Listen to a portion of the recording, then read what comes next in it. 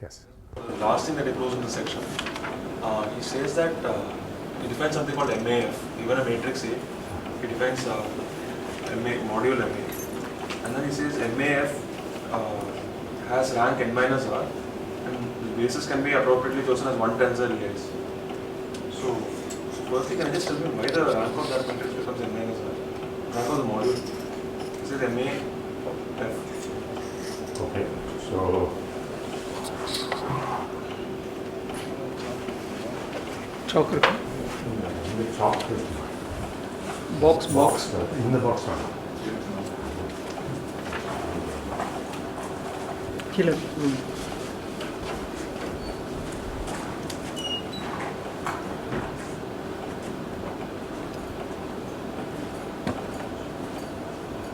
So let's this will come up today also. So let's set up notation.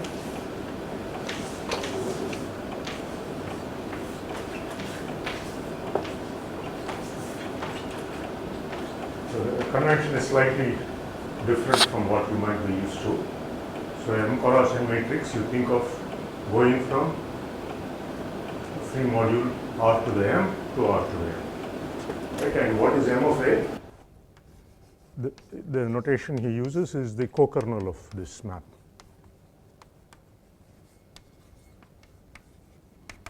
We will say the matrix A or the map A, we'll abuse notation in terminology, right?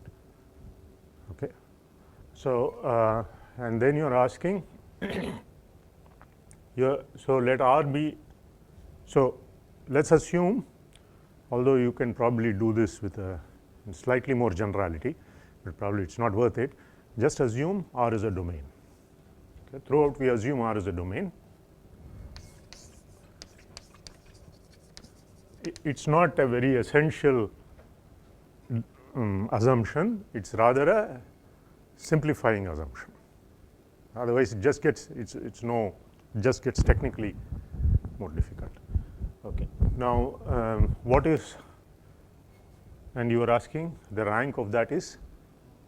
Before that, he just proves that any matrix A can be written as some B times IR000 form into C. And B and C are invertible with entries in R localized at some F, some appropriate F. Yeah, but even before that, when he does that, he's making a certain assumption. Isn't he? Okay, so let me look at it. This is the last part of 4.2, which I didn't actually cover in the class, right?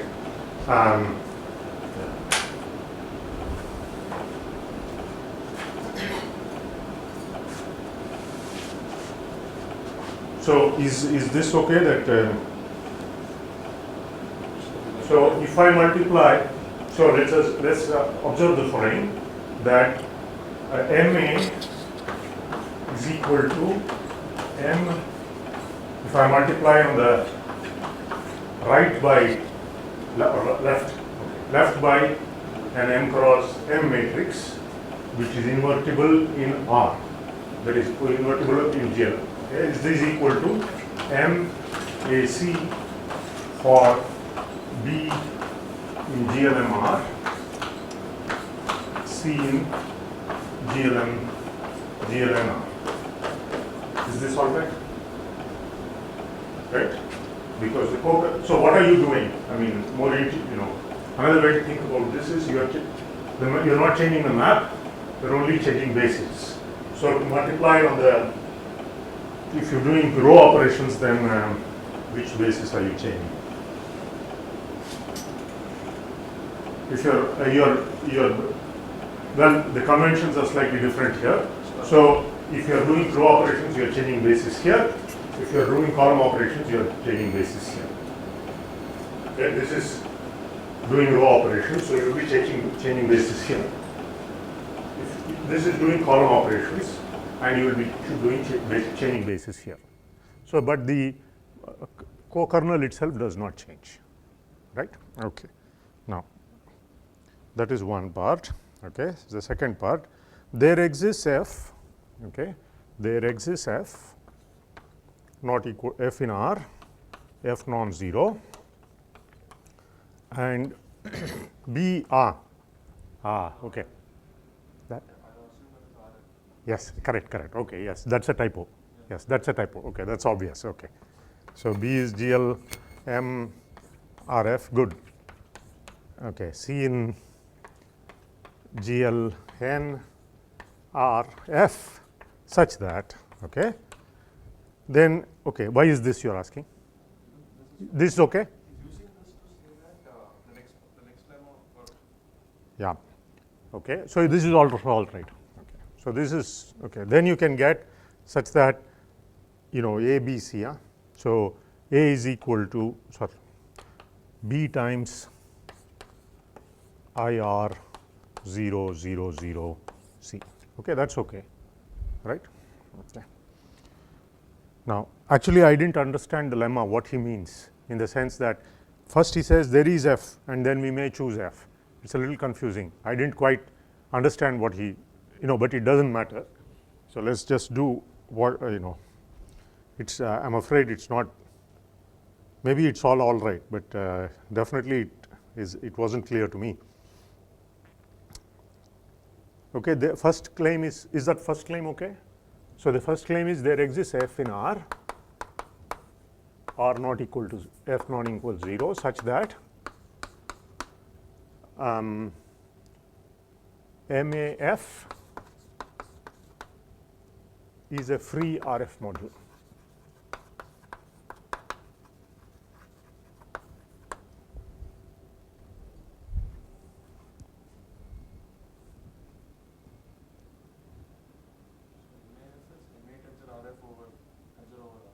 Correct.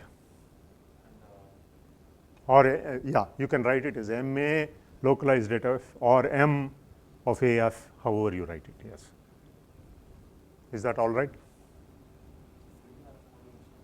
It's fine? Yeah. Because you can make this, so this becomes identity with B and C and A in. So the way I would like to say it maybe is different. So if you could do this, see if A had the property that, forget the F's for the moment. If A had the property that if you could find B and C and you could make it like this, then the co-kernel is free.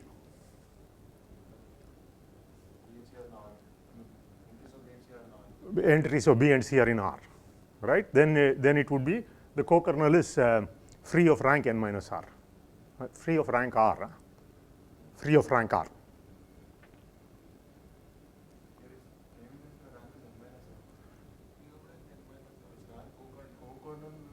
Co-kernel is n minus R. Okay, co-kernel is n minus R. Right, co-kernel is n minus R. Very good. So is that so? And here you can just say that over RF. Since this is over RF, and you apply that observation, you will see that MAF is a free RF module of rank n minus R.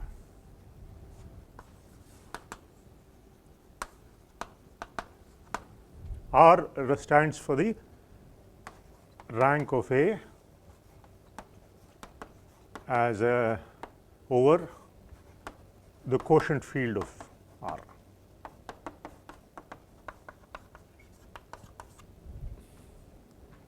Okay, so this is okay. Now let's look at the second. We may choose F such that the n minus R of the image. So we may choose F. I don't know what he means by that. There exists F, he says, and then there we may choose F. Okay. Yes, I also didn't understand what he means, but is that okay?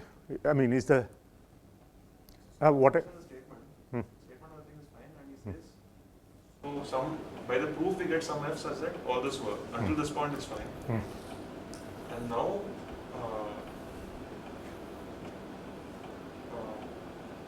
he's changing F such that, so second claim says that the basis is of the form 1 times the real. Yes, we may choose F. I confess to being very confused with we may choose F myself.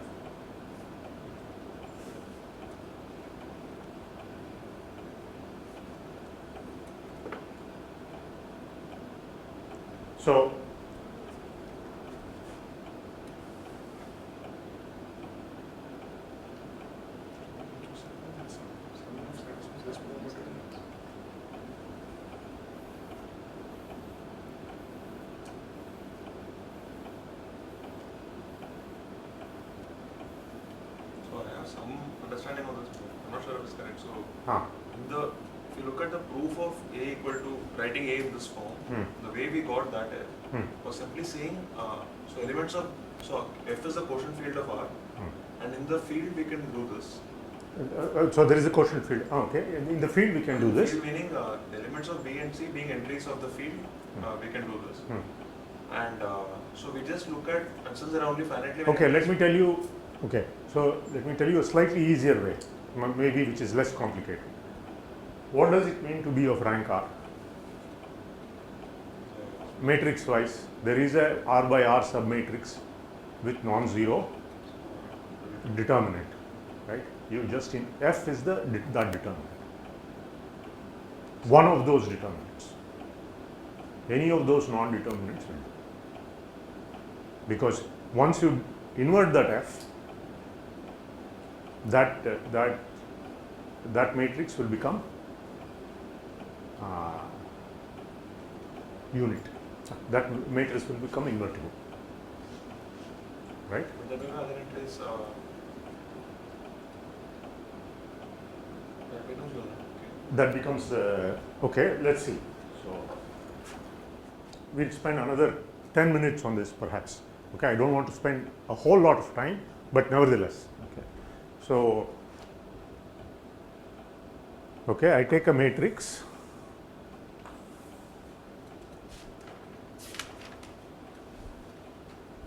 Let's say without loss of generality, the top R by R determinant is non-zero, right? Without loss of generality. For the second part, I am not allowed to do what? I am not allowed to do row operations, actually, right? I am not allowed for the second part. That is, I may choose. See, he says E1 to En are fixed. So let's first understand this, and then the second part. Okay. So how do I do this? Okay. Let's assume for this that the first part, I mean for some, this R by R matrix is non-zero, right, in Kf. Okay. Now I look at the first row, right, and there is not all of them are zero, right, there is a non-zero entry. Okay.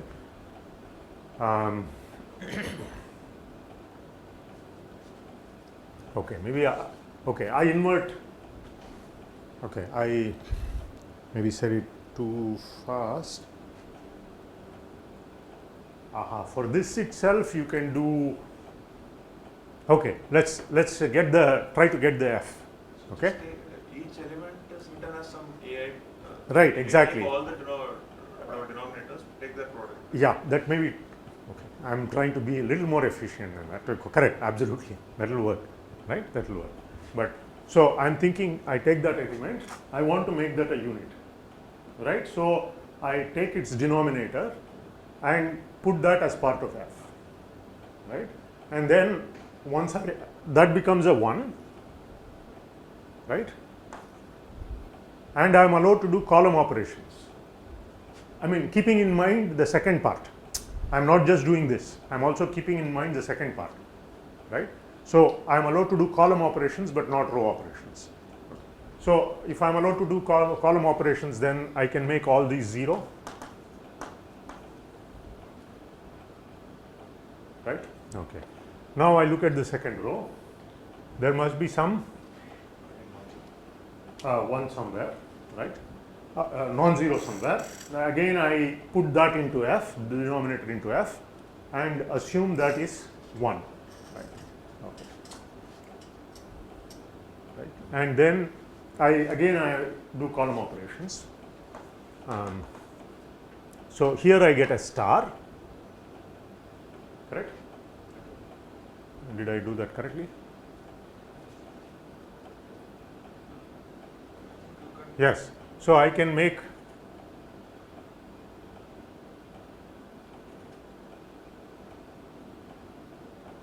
No, I can make this also 0. Just minus something else.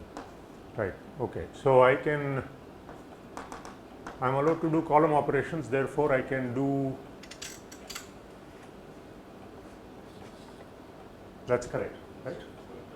Yes? You can just, so it's a R cross R matrix. Yeah. You can take 1 by theta into adjoint of A followed by 1 on the n minus 1 and multiply that matrix on the right. That will give identity on the R cross. Okay. So you're not on the other side. On the right, C will Okay. 1 by theta adjoint of that R cross R. Right, followed exactly. by- You can do that. Very good, excellent. Yeah, excellent. You can put that on that side and do, right. So you can assume it's the identity, right? So now I claim the columns, the first, those columns, those rows which you used are the elements which will give you a basis for that.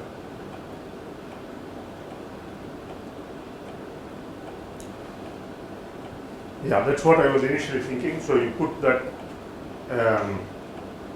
you just invert the determinant and multiply, and I can do this on the right. Absolutely, I can do this on the right. So the claim now is, finally what does this matrix, so after you do this, you have, what kind of a matrix do you have? This, star, what should you have here? This must be 0. Because the rank is R. Right? And that means no,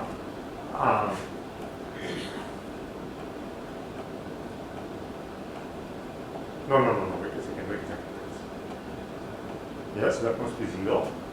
Now, which also means that I can clear these off. In other words, these rows can be written in terms of these rows, which shows that the other images can be written in terms of the images of it.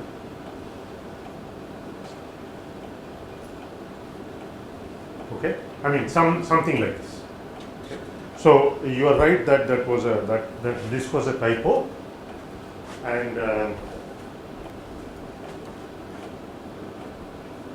indeed we may choose F. It's a little. I was very confused by his choice of there is first, and then there is we may choose F.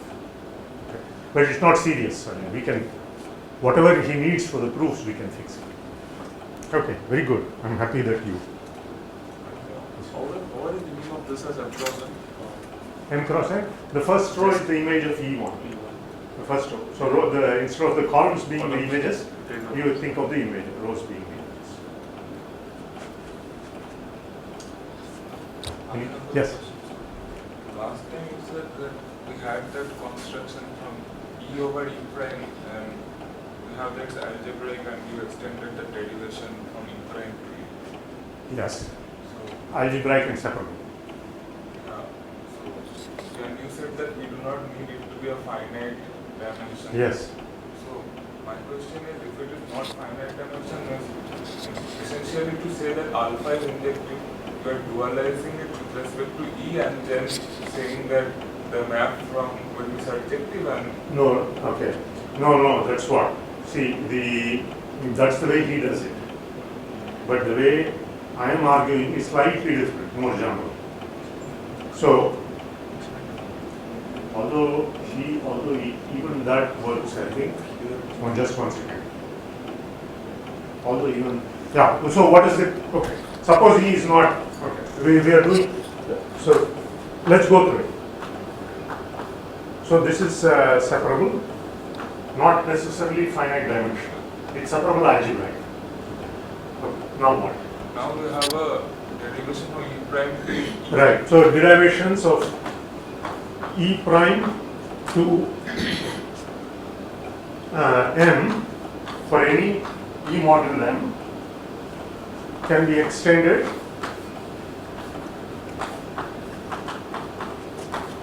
But any module.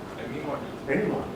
How do you extend it? The same proof. But over one step, but somewhere in the maximality you use that if it is extended, we take x and e prime is, suppose m is maximal. No, m is not maximum. No, with respect to extendability, Uh-huh. so m is between e prime and e, Not m. not m, sorry, the Some e double prime. Yes. Some e double prime. Yes. So e double prime, and we take some x in e which is not in e double prime, and we extend it to e double prime x. Yes. So there, how do you get that fx times alpha plus something? Okay. Let's see. Let's go through that. So e double There we prime. use the fact that e is in the proof we use the fact that e is some e prime t by f. That small f we from that small f we got the fact that f prime x times alpha. That's correct. So here, since m is any module, what will be that condition for x? No, see, the condition is only on f. See, it is only How to get that small f? small f is the go ahead. Of x over e double prime. You take the minimal. Okay, let's do this. So you've gone up to e prime, e double prime, and you have one more element x, right? One element x. You want to extend it to this. So I know it has extended to this. I want to extend it to this. What is the condition? So I put so I write fx. This is the so fx equal to 0. Right? This is a f is a polynomial in one variable with coefficients in e double prime. So let's write out f. F looks like what? E naught double prime, just to indicate that that's an element of e1 double prime t and so on. Okay, let just plus dot dot dot, find it of course. Okay, now let me put an x here also, and I know that this is 0, right? The condition that we would want is that d of this of course must be 0, right? So the d of this must be 0. But what is the d of this? By using the Leibniz rule, what do you get? You get f of dx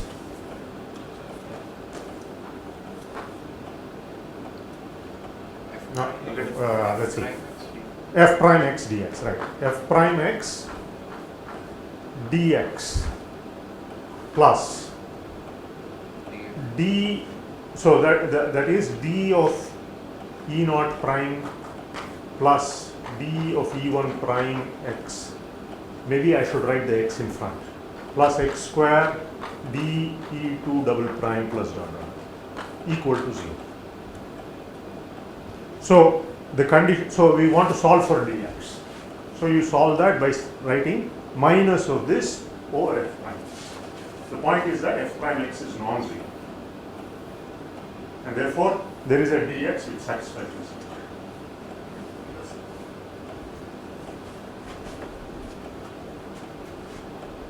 Yeah, and the point I was trying to make was, and this is the way it's done in Bourbaki, that is, you do, so what this shows is that this map is surjective for every choice of n.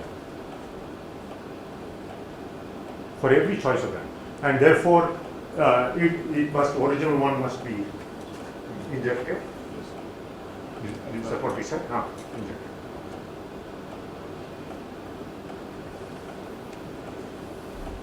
Alpha is injective. I think the same argument works over, for example, all just one second.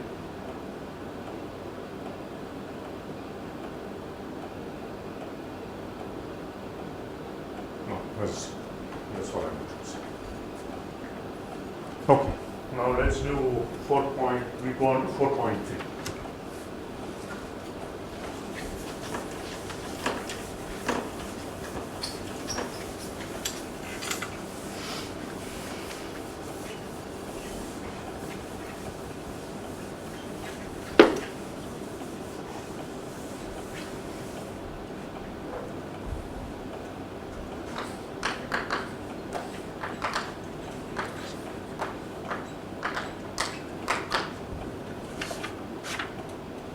So simple points, also known as smooth points.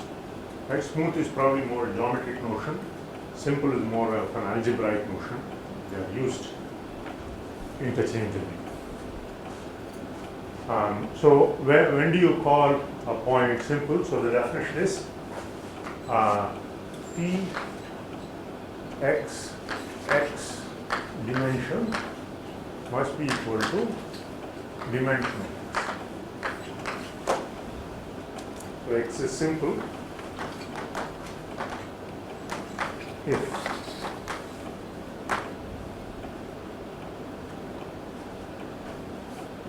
so let's assume x is irreducible.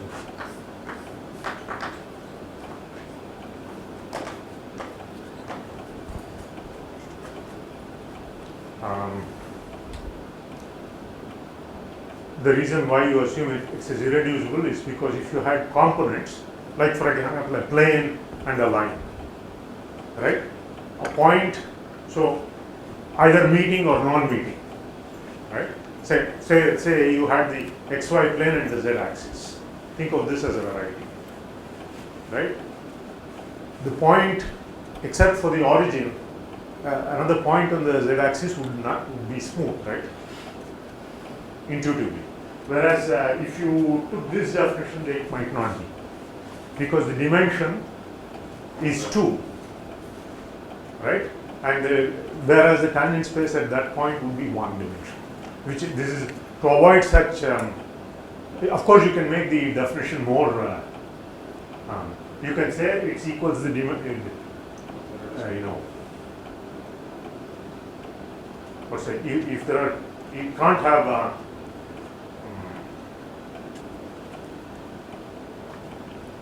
You can say that it should have a unique irreducible component in which it is contained, and that should equal in the dimension of the there it should be. You can make such a statement, but that's just a matter of technicality. So that's the definition. So we are going to see. Okay, so let me jump to the end of the section and see what it means for algebraic groups. Right. So let's do 4.3.7, so that it gives us a perspective of why we are doing what we are doing. G is a connected algebraic group.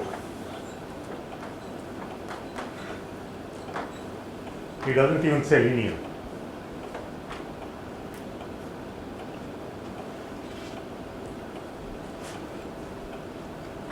So not necessarily linear.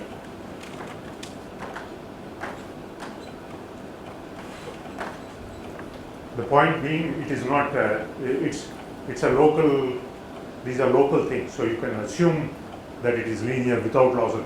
You can reduce to the linear algebraic group situation almost immediately.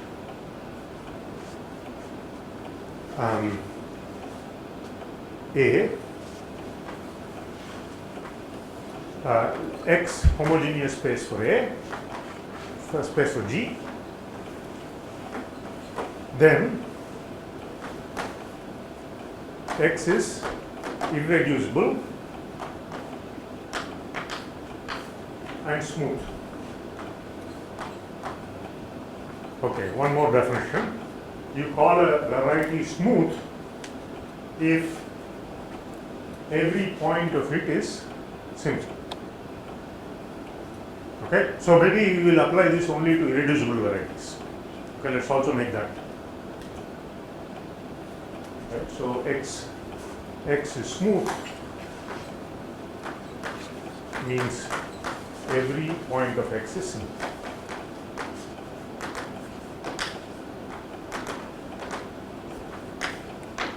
Okay. Now again, if you want, we have not talked about varieties in general, but only we've been avoiding doing that. We've been only talking about affine varieties. But nevertheless, this is all right because this is the dimension will not change. So you go to an open set, whatever the definition of varieties is, it's surely given a point on a variety. There is an affine open set containing that there is an open set of the variety, which is an affine variety, and it will containing the argument. Okay, so the dimension will not change because it's an open set, and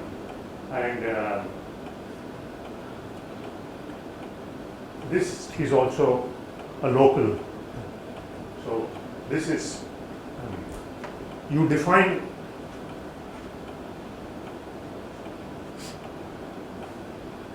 Well, okay, let me not belabor the point.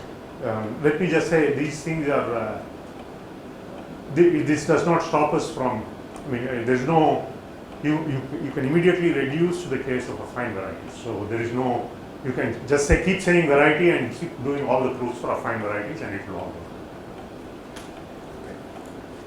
In any case, if it is psychologically more comfortable for you, just assume all our varieties are affine. Okay.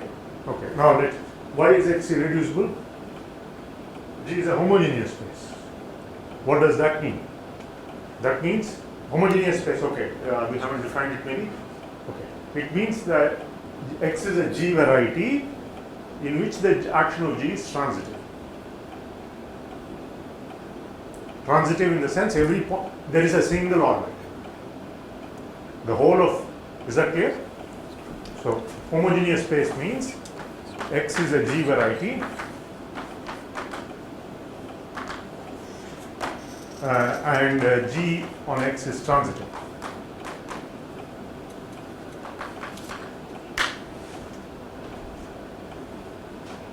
In other words, the whole of X is a single orbit.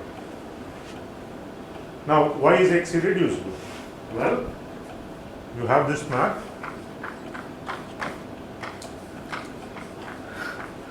Choose an X and consider this map. Choose X, I know, this is sum for arbitrary X and X. You choose an X in X and consider this map. Right? Now that's on to. Right? That's a continuous map because it's an action. It's a G variety, so G cross X to X, there is a continuous map. I'm putting the, restricting it to G cross this little x, right? So this is a continuous map, and therefore, but G is connected, therefore irreducible, and therefore, and this map is onto because the action is transitive, therefore this is irreducible.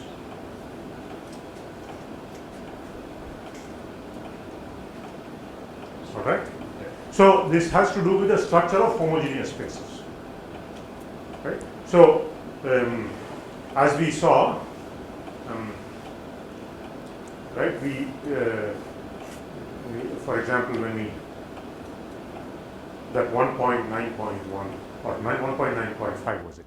That was one statement where we proved something from abstract algebraic geometry, and then use the group property to homogenize it, right? It's the same idea. So here, of course, we have not used any algebraic geometry. It's maybe just topology, right?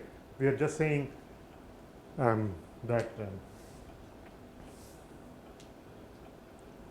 this is a onto map of from an irreducible topological space. So the image is irreducible. Okay. Now. Smooth, right? So one of the theorems that we will do in this section, and using, I mean, that's why he prepared you for that by making those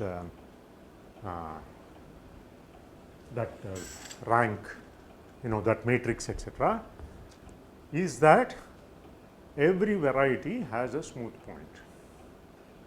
In fact, the set of smooth points is open dense. We will prove this. Okay. You have to be careful here. I am using varieties in the sense of, not in the sense of schemes. I am using varieties in the sense that we have defined them. Okay. So when you pass over to the language of schemes at some point, you might be careful that all this is applicable to the we are using as, this is a reduced, we are talking about, let's say, affine varieties. So we are talking about reduced affine algebras. Okay, we are in that setting. Okay, so one of the theorems will be that there exists a smooth point. Now, therefore, every point is smooth because this every point is like every other point. So it's an isomorphism of varieties. So G acts as an automorphism, not automorph. G acts as automorphisms of X. That's what it means for G to be a variety. G to be a G acts, if X is a G variety, then G acts as automorphisms on X, right? Okay. Now, what you get from abstract algebraic geometry, which we will do, is that there exists a smooth point. In fact, more, but for the moment, just exists a smooth point. Now, but G acts as automorphisms. So, any other point in the orbit of this smooth point is also smooth. We don't know what happens to the tangent space. It acts as a morphism of varieties. So, tangent space is, all those data are preserved under morphisms of varieties, right? So, what does it mean to be a, how did we define Txx? It was mx mod mx square, right? So, that mx will go to that m maximal ideal, this maximal ideal will go to that maximal ideal, etc. Okay, the whole, of course, it's a bit of a jump there, but everything will map perfectly. And so what we use is that there exists a smooth point.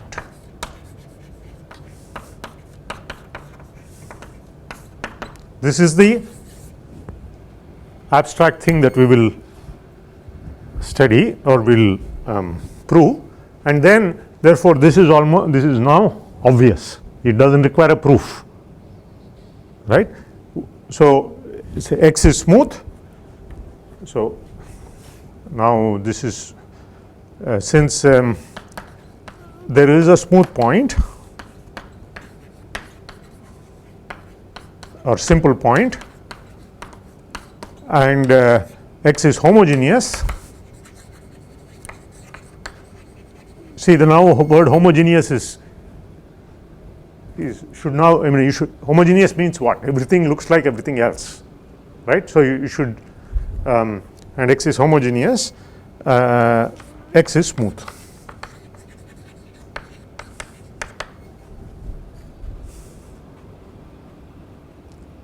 That's it. Okay, so let's see B.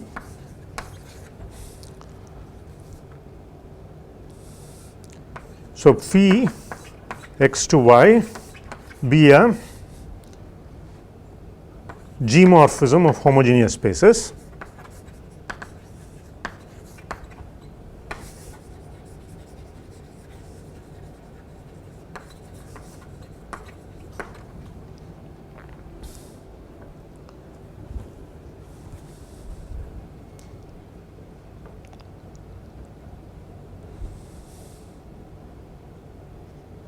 Then phi is separable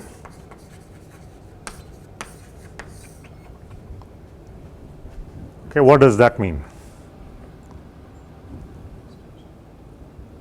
Right, so it's B is subjective, B, okay, phi is separable. So what this means is the following. So we have defined separability for extensions of fields, right? So we'll do it for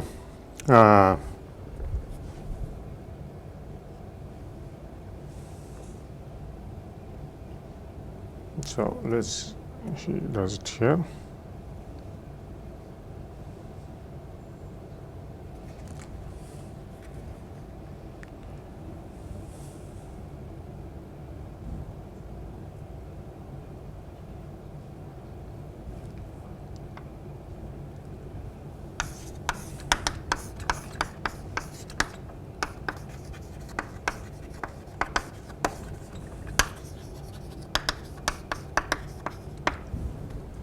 suppose you have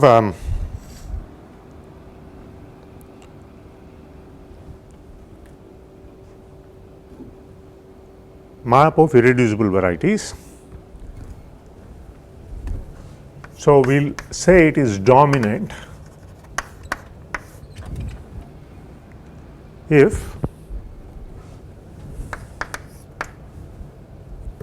the image of phi is dense in Y.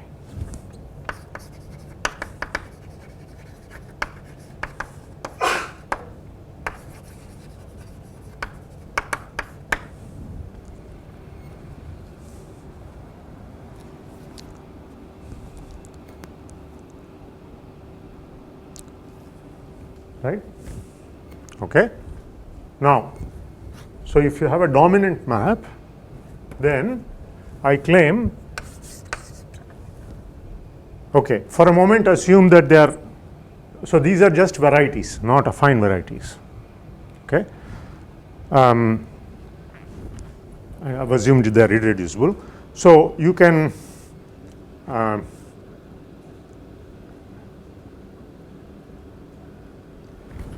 so assume for a minute they are affine, and then you have a map like this.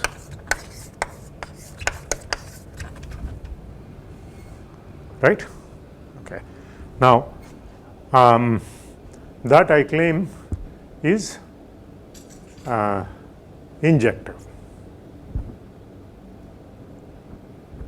That is obvious because of the density. Why? If some function, so what does it mean to say some function here goes to 0? It means when I pull back it is 0, right? Which means that function here to begin with is 0 on a dense set, therefore it is 0, right? So this map is injective. Okay. Now, even if, so this of course there is no, I mean you can't talk of talk meaningfully of a ky and a kx. You can, but they are not so meaningful as for affine varieties, these notions, right? I mean, for example, if you had a, as we mentioned before, if you have a projective variety, then there is no ring of functions except constants, right? So although you can still talk of ring of functions, you can talk of pullbacks of functions, they won't make, you know, they may not see anything about the variety at all. Okay. Nevertheless, you can talk about this.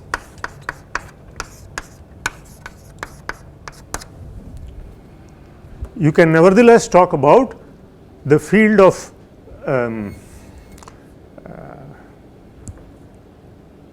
the field kx. That makes sense, right? So what you can do, think of, I'll give you a definition. You just think of every variety has an affine variety which as an open set. You just take that, its quotient field. You take its kx and take its quotient field. Okay. Now you might wonder why, if you took some open set and I took another open set, why should these have the same quotient fields? Well, we've assumed that our variety is irreducible, and therefore there will be a large open set between your open and my open, and it's easy to see that at the level of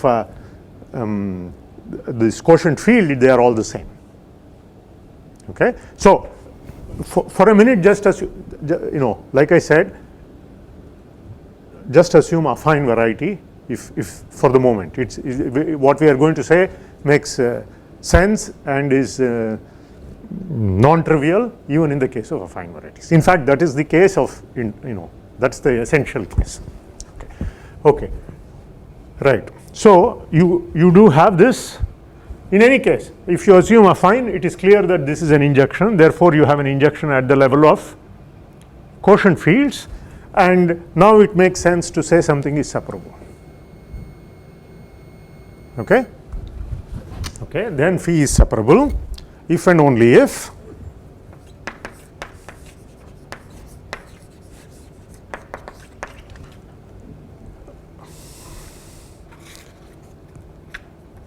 the tangent space map is surjective at some point. So Txx to T phi x y is surjective for some x in x.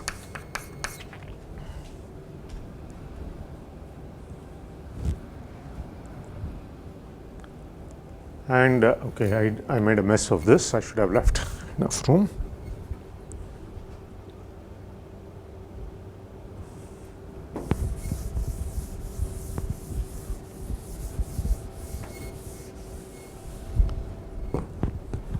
If so,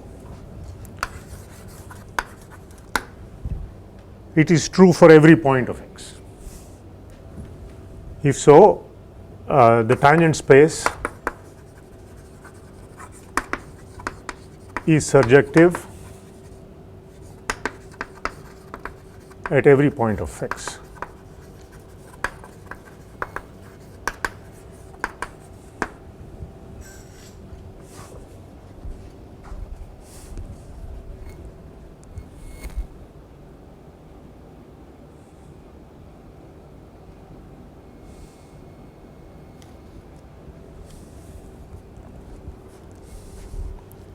Three, oh, I call it ABC. Okay, what is the, okay, so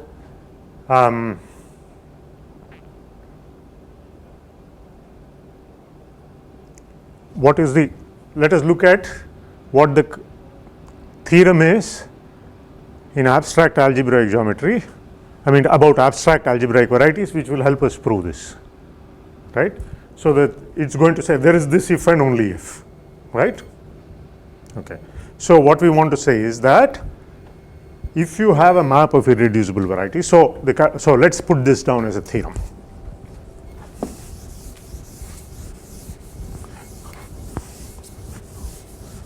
I should also put this thing down as a theorem. Okay. So maybe let me do that. Okay, so theorem, this is 4.3.3, x irreducible of dimension E.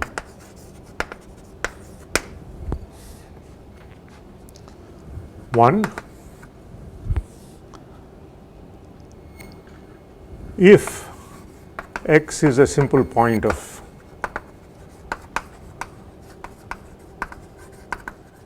x, there exists an affine open neighborhood U of x such that this, so our notation is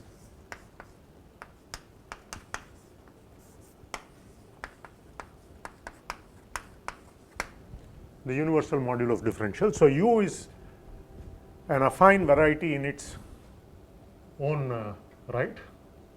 So this makes sense. Okay, is a free Ku module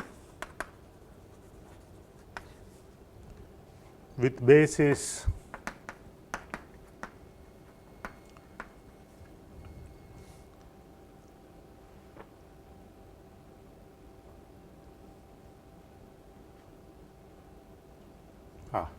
so x is sitting inside a n, say, right, and I of x is given by G1 Gm. Okay. Then dG1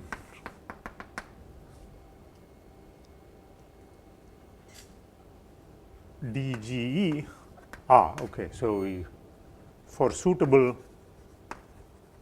I suppose I didn't need this. He's saying this is true for suitable Gi in Ku. Okay, so let me erase this. Okay. that's not required. So you can choose this. I hope the statement is clear. There exist elements in Ku such that this is a free Ku module. Okay. 2, the simple points of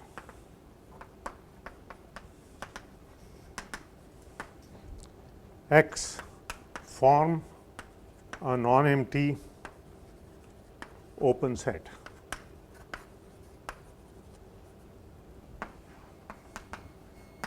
And hence dense because we are assuming X is irreducible.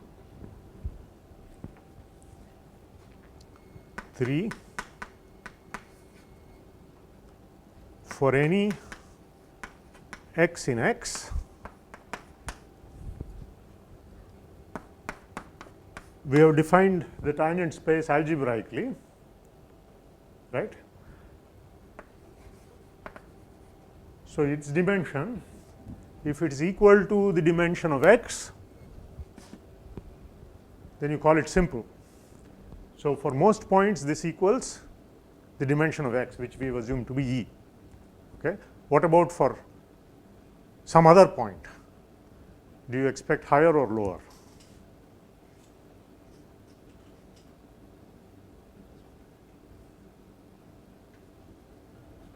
Huh? I'm expecting Higher, very good. It is higher. Yeah, it is.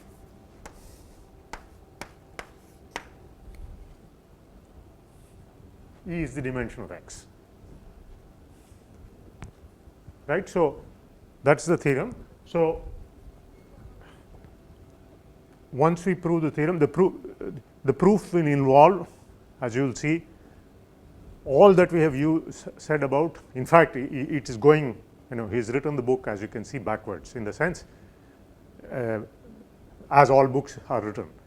You want this to be true, you want this to be true. So those are the statements you need, and to prove that you need certain statements about differentials, and the statements that are put in are exactly what you need. Okay. Right. So this is that theorem along with this usual argument gives you this. Okay. So in particular, algebraic groups are smooth. Okay, because G itself is a homogeneous variety for its left action, for example. Okay. Now let's put down the theorem for the for this one. The abstract theorem that we need to prove this one.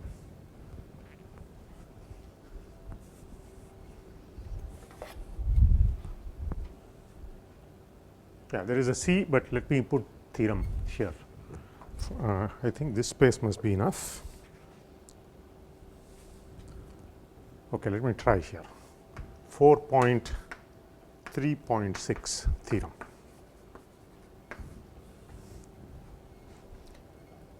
X to Y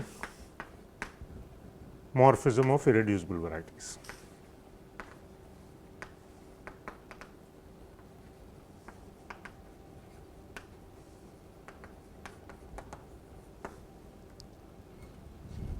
One,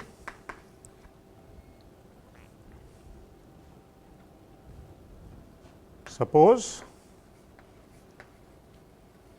there exists X in X simple point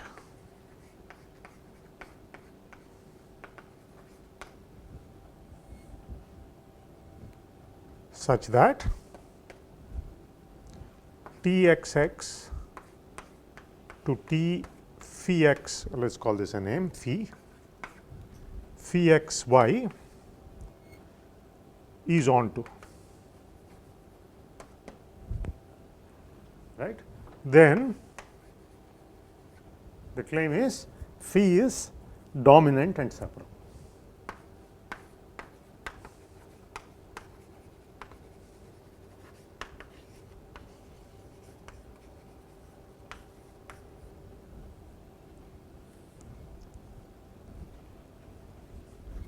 see, it's a remarkable thing, right? You want to say that the image is dense, right? And all you are doing is checking the at one point you are checking the tangent space is surjective, right? And then it is dominant, that the image is dense, and the corresponding maps between these fields, function fields, is separable. Okay. Now, second,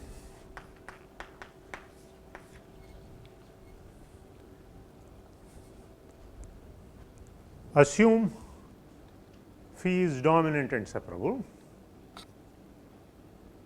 then it's a kind of analog of this. All right. Then such points are open dense in X, right? Okay. So assume, so let phi be, sorry, can you see this? Yeah. Dominant and separable.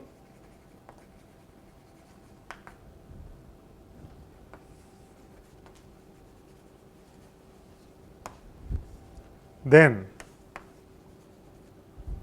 X in X such that the tangent space map is surjective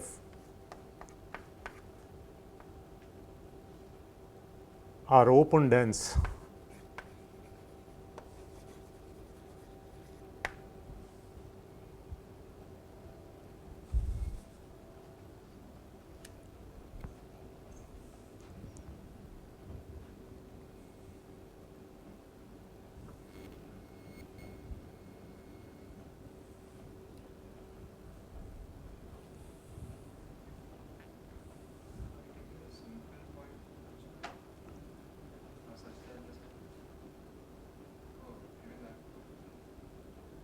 even that will follow, because even that will follow, right?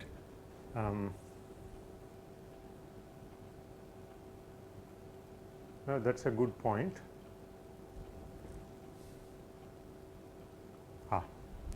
He's very careful. He's saying property 1. So let's say, good point. Thank you. So I'll put simple.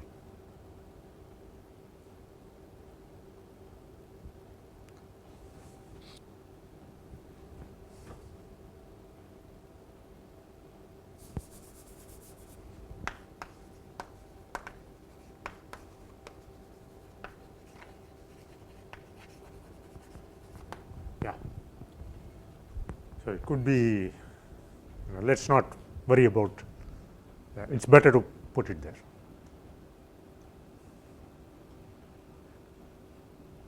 Okay.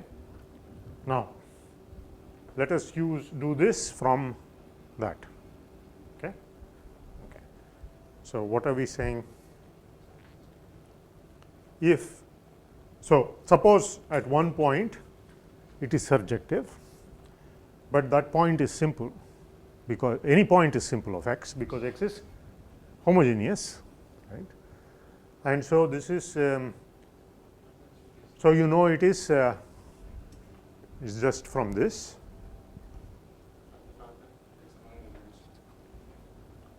X and Y are irreducible. Yeah, indeed. Yes.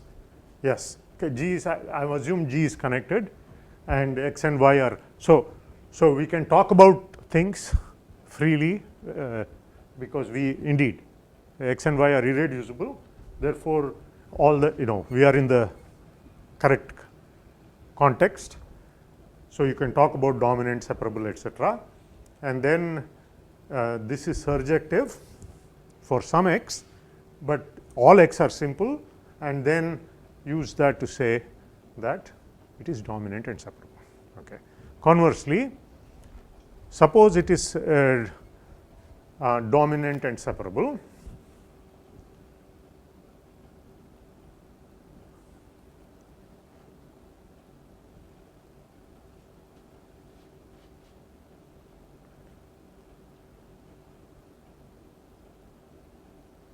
then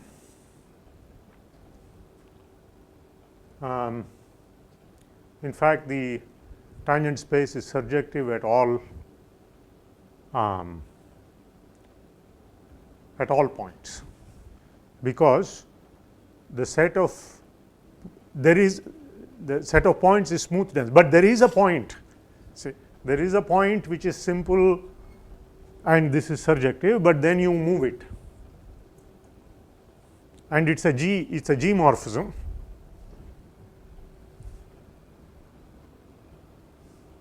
Right. Okay. So, just so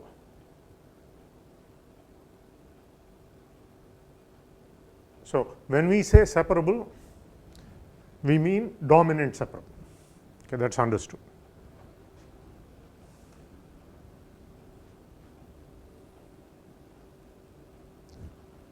Right. So let us put it,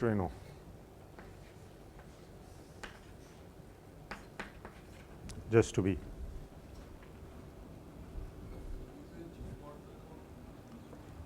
Sorry?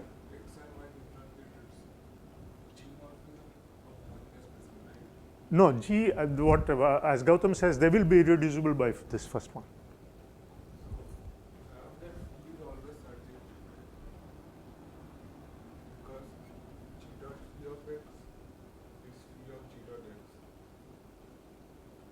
So, I need not put it, you are saying.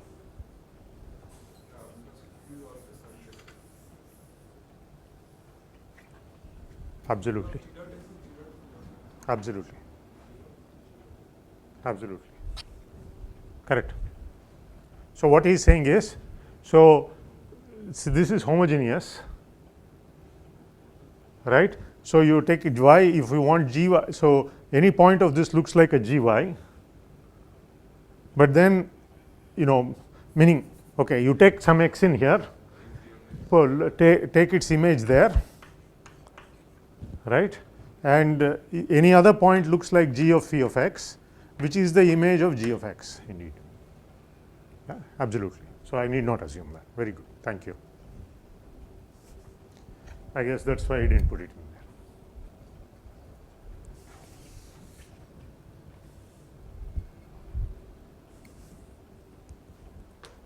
Okay, so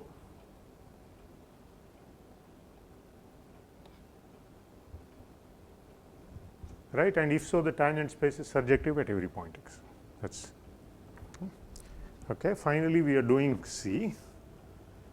So, let phi be a surjective homomorphism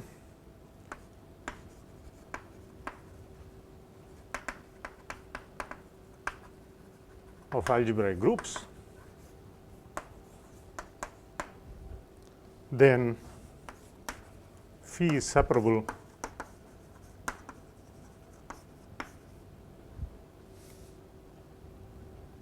if and only if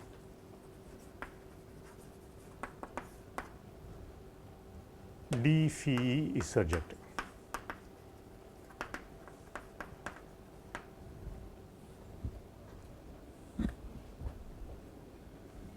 This is a special case of 2.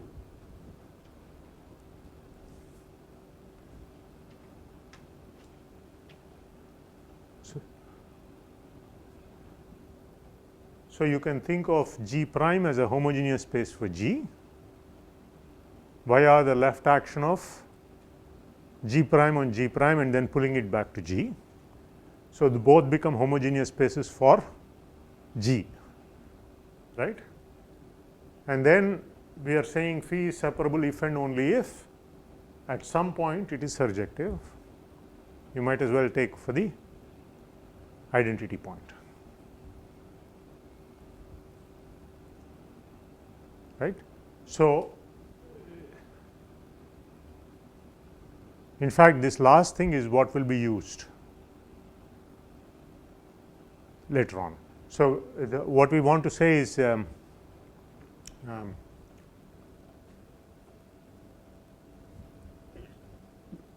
we want to use this separability, and for that we would want to say if the Lie algebra map. So, as you will see, the tangent space to an algebraic group.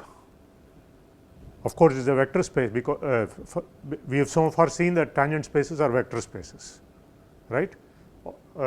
And if the point is simple, then it is equal to the dimension of the vector space is equal to the dimension of the variety.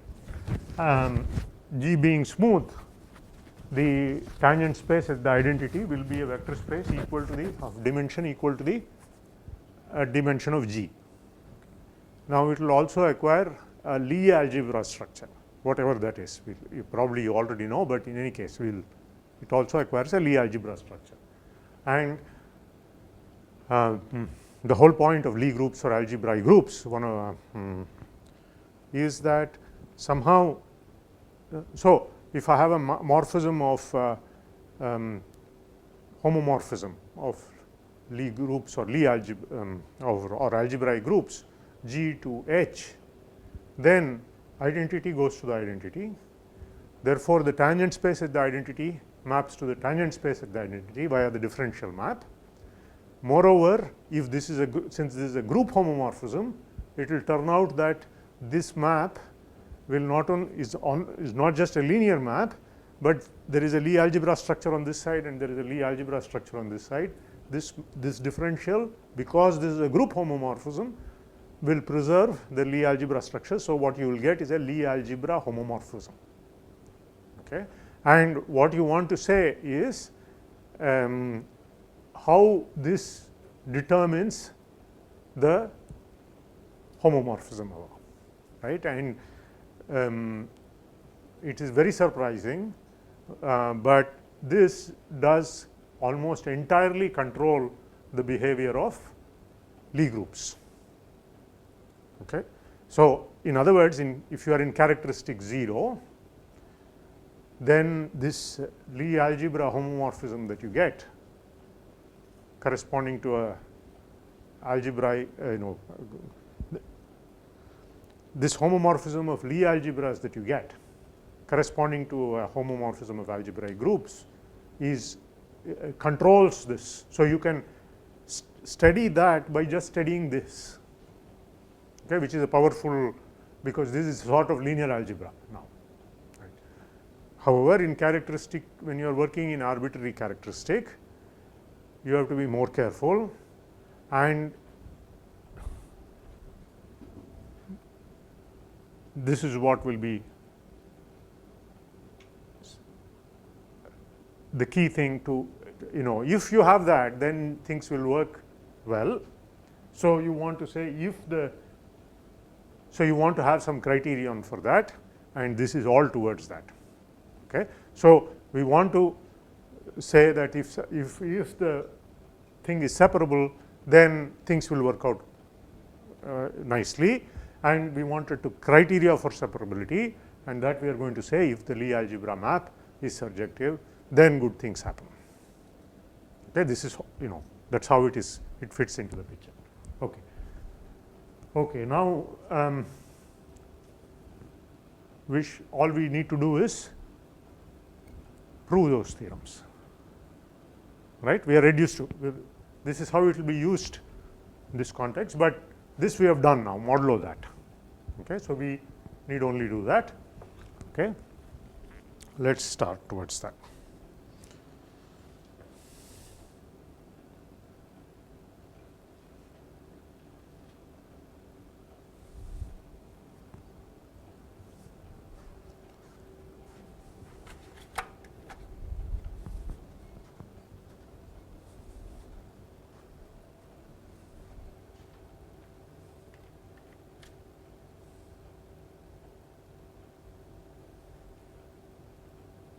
Okay. I will erase this.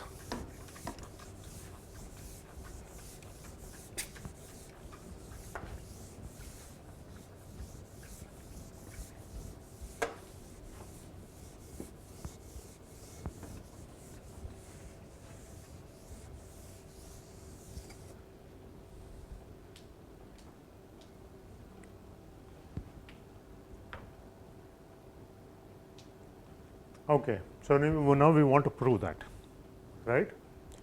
Now, for that there is, so he is going to use this. So, what is the idea? You want to use, of course, the module of differentials. That is the technical thing that enables you to talk about tangent spaces, differentials, separability, everything.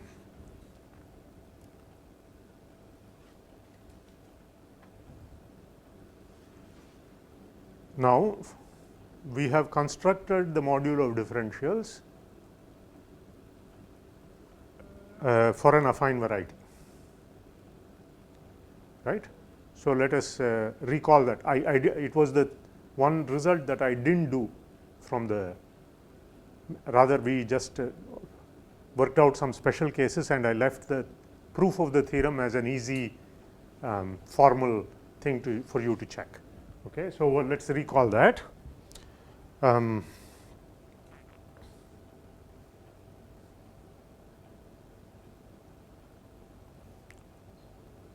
Okay. So, I take X to be an irreducible affine variety.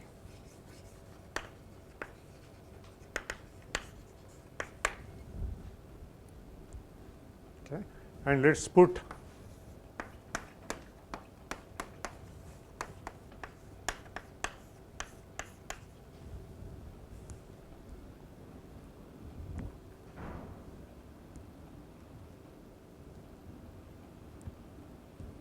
right. So, we want to study this.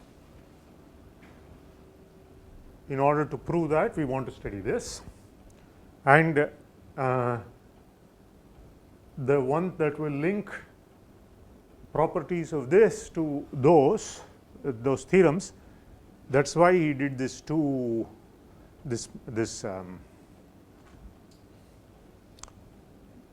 thing about rank and n minus r, and there exists an f, etc., etc.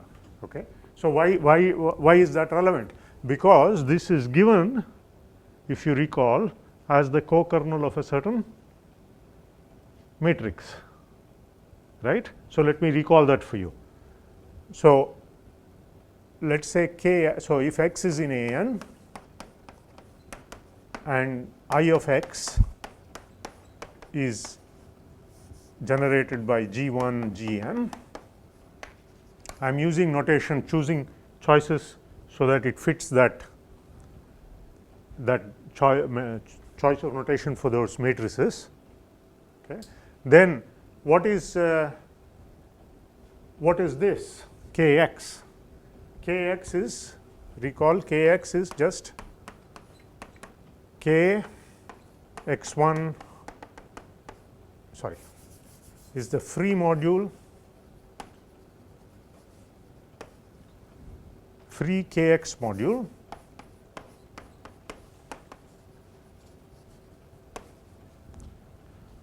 dx1 dxn modulo, right, dg1 dgm.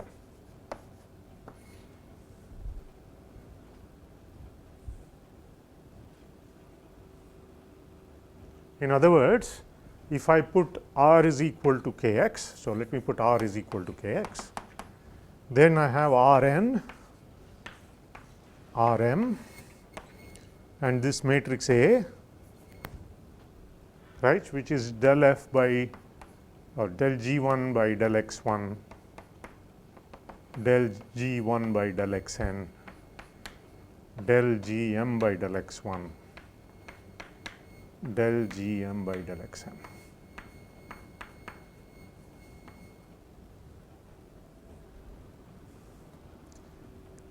So, if you call this A,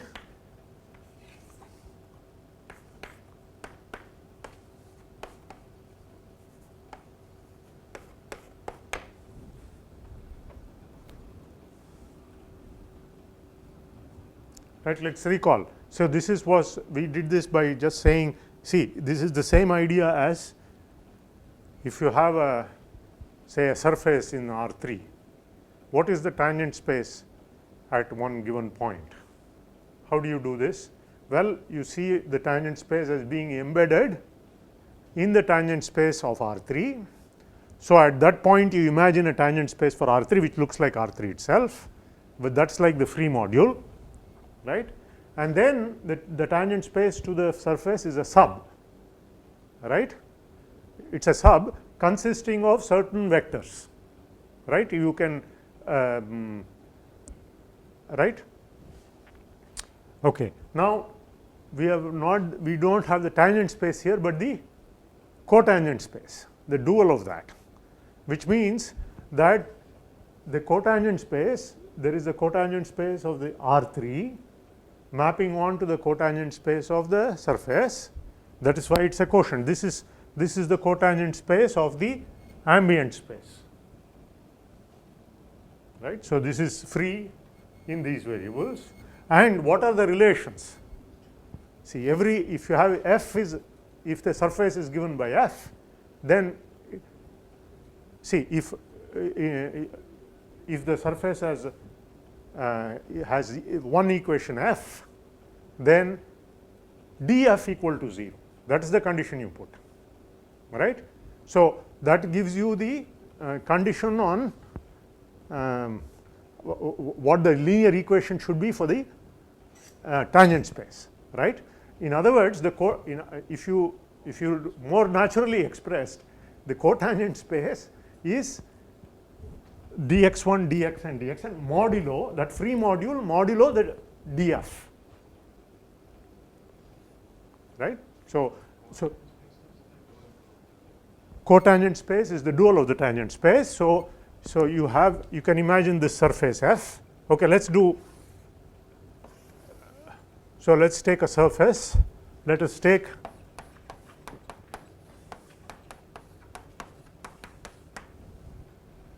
right, and let us take this point, say, just to say make sure, let us make the calculations easier.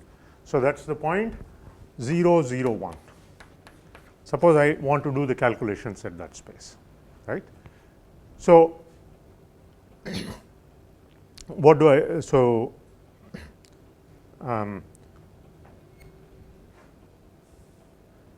the cotangent space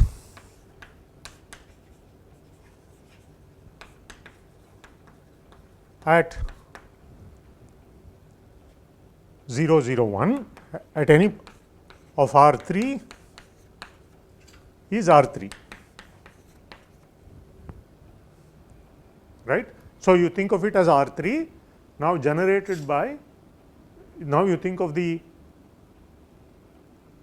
so the correct way to think of it is to, it is a 3-dimensional vector space and generators are dx1 or rather dx, dy, dz, right. So, you think of this as r dx, direct sum r dy, direct sum r dz.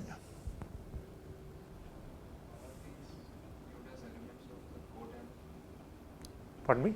How are these viewed as elements of cotangent? Okay.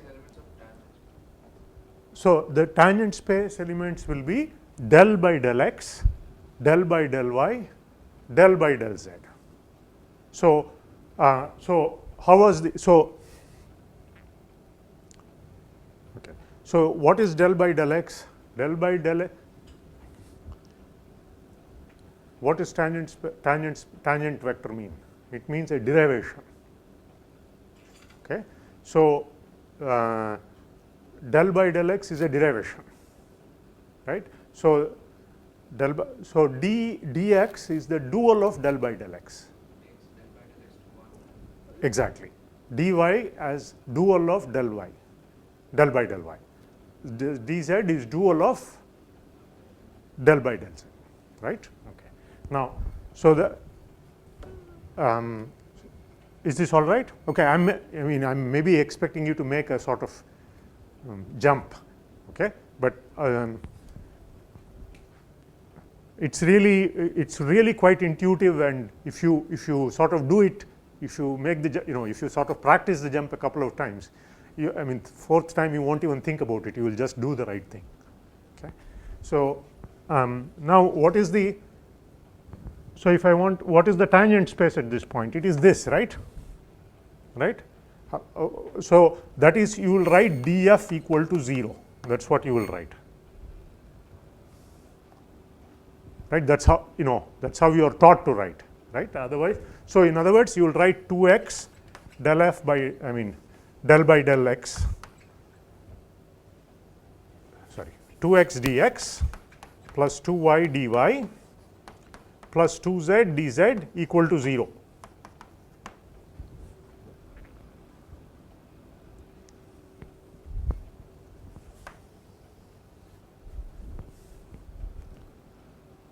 Right. So now from the, so the tangent space here, did I, so the, see how I want to say this. So so there is this tangent space is sitting inside, so this is a 2-dimensional space sitting inside the 3-dimensional space there. So there is the tangent space of, let's call this surface, and let's call this point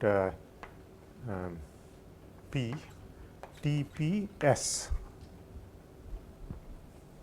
Sorry, that was the cotangent space. So tangent space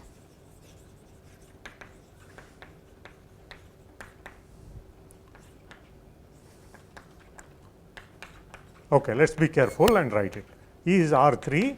Now I will write it as R del by del x plus R del by del y plus R del by del z.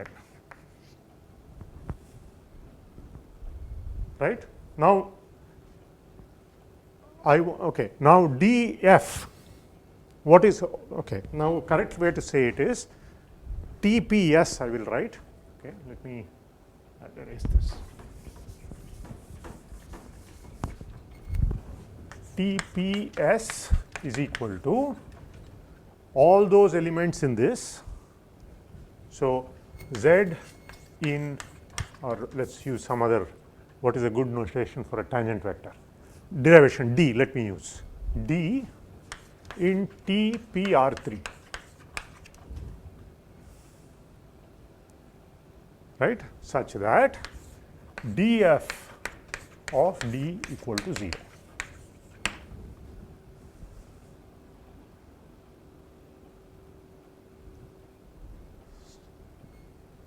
So this is an element of this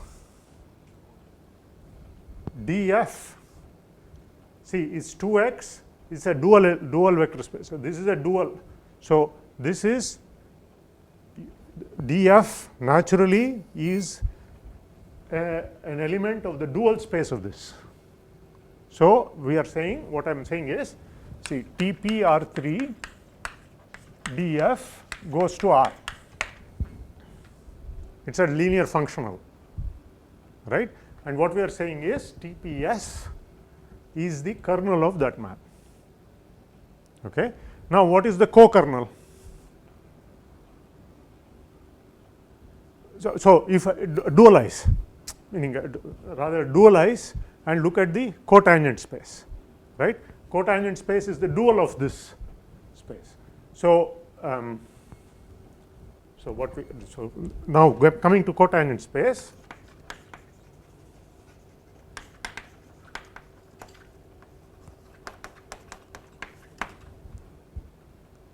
is equal to, I claim this modulo df. So this vector space modulo df. Let us just make sure that if I take the dual of this, intuitively, of course, you know from calculus what you should agree to, I hope you agree with me, is that this description, right? It is all those elements which are killed by all these df's. If I have more than one equation, I will get one more constraint, as many constraints as there are equations, and then I write these and look at the kernel of that map, that is the tangent space, right? So that gives me this description intuitively from calculus. What we have to check is that if I take the cotangent space, this is just R so the cotangent space at P to R3 by df by the submodule generated by df. Okay, let's see this. So that's let's make sure that we.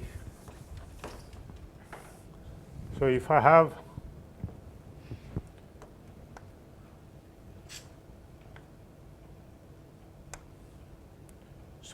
I have a vector space V. I have a W which is given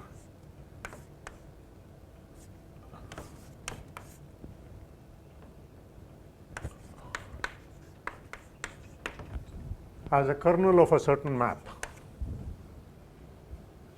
See, I am thinking of this map, right? I do not require this ontoness. I mean, there is some map and I have a vector subspace which is described as the kernel of a certain map. Okay? I don't even, so I'm not assuming it's, so VW, some U, I don't care, right? So when I dualize, won't I get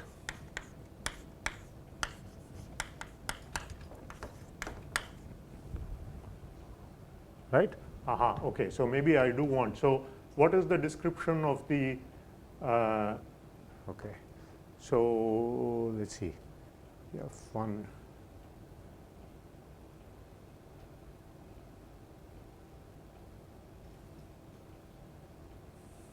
Okay, so what am I saying? These are linear.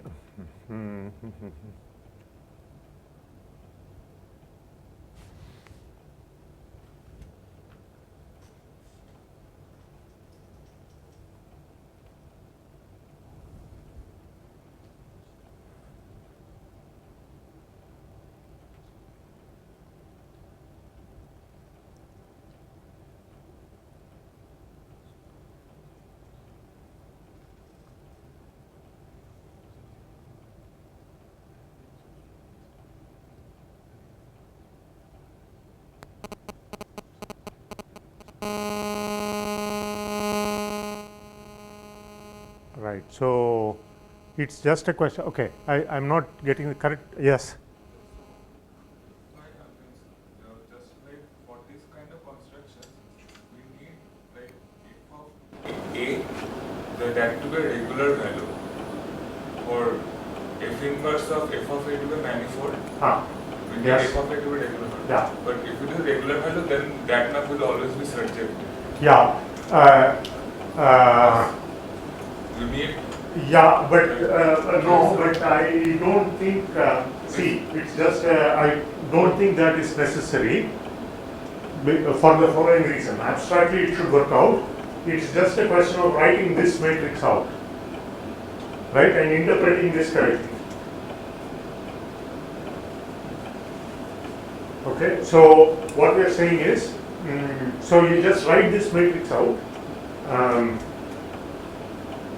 So let's say this is a free module, right? So this, suppose this was a, so Rn to Rm, right? This was an n cross. So now I'm back to so n cross n matrix. Should I write? Okay, let's say n cross n matrix. Should I write? Let's see, how many conditions do I have? N conditions, so let me write n cross n matrix.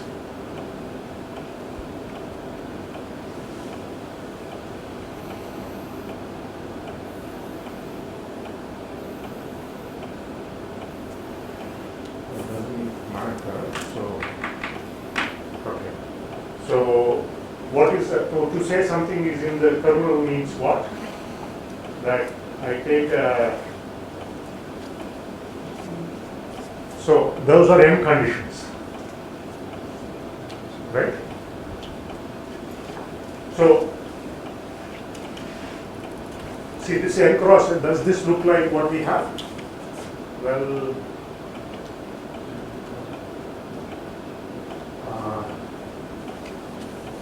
it is the okay. Yeah, it does look like what we have, because what I'm saying is the following. So if you look at it at calculus, this, what is this condition? So this is, you will write here the matrix. So with the notation that I have here, if I am in Rn, so I have a surface in Rn, right? And this is given by m equations. Not a surface, I should say the locus of zeros given by m equations. Okay.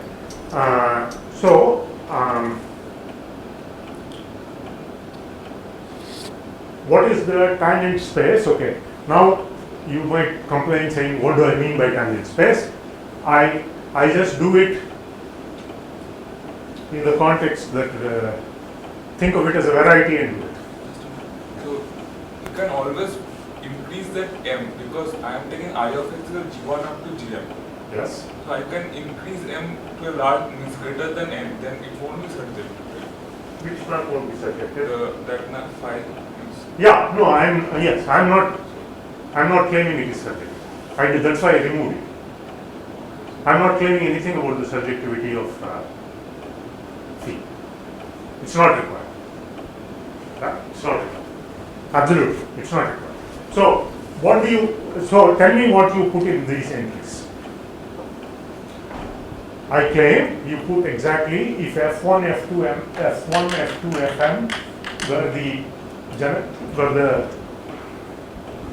were the equations defining S. Now I'm using Springer's notation. So the images of this are the first entries.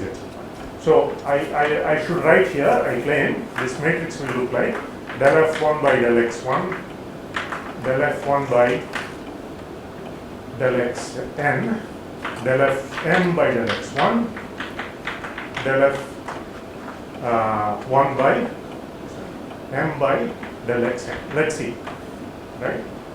So what is the kernel of this map?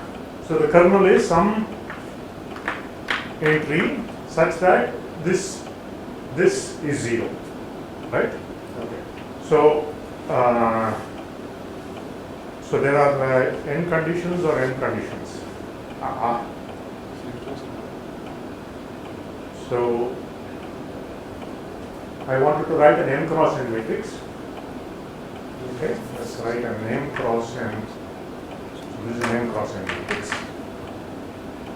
Okay, then I suppose I have to now look at this. Okay. So this n cross n, now I suppose, so I'm a little confused as to why the notation will change, but now think of it in the standard way.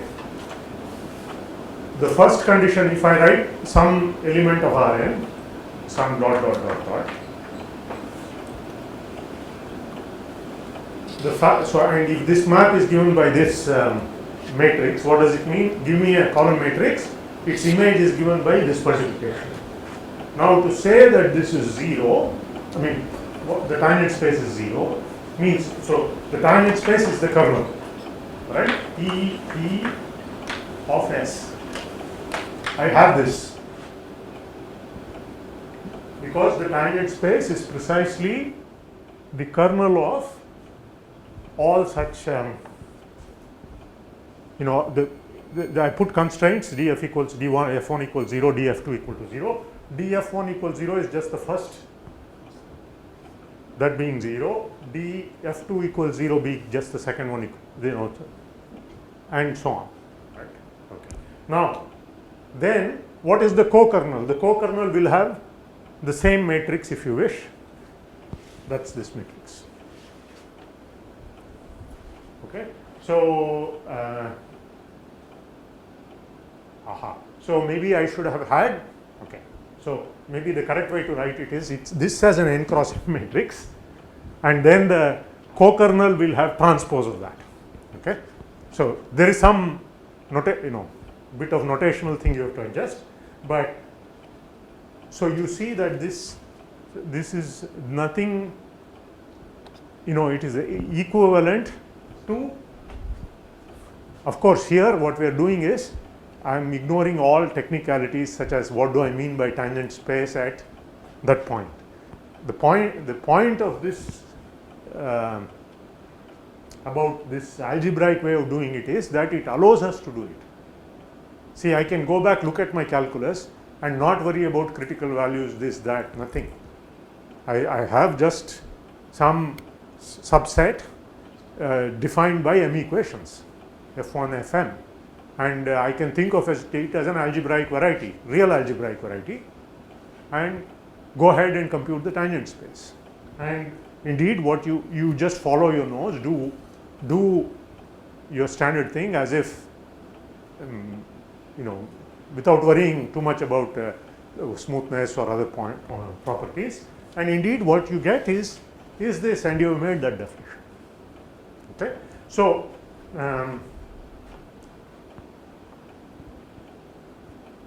where were we? So in this, making this oh my god, okay, I'm 10 minutes over time. Okay, so we'll stop here, but I just wanted to recall that we have proved this.